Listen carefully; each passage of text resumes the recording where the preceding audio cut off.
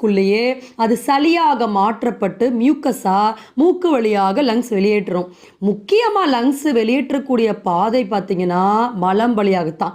அப்போ எல்லா மூச்சுத்திணறல் இருக்க பேஷண்ட்டுக்கும் மேஜராக பார்த்திங்கன்னா மலக்கட்டு அப்படின்றது இருக்கும். அவங்களுக்கு மோஷன் சரியாக போகாது, இல்லை ஸ்கின்னில் அவங்களுக்கு டேண்ட்ரஃப், அலர்ஜி போன்ற விஷயங்கள்லாம் ஏற்பட ஆரம்பிக்கும். அப்போ லங்ஸ் ரெண்டே வழி தான் வெளியேற்றி ஆகணும்.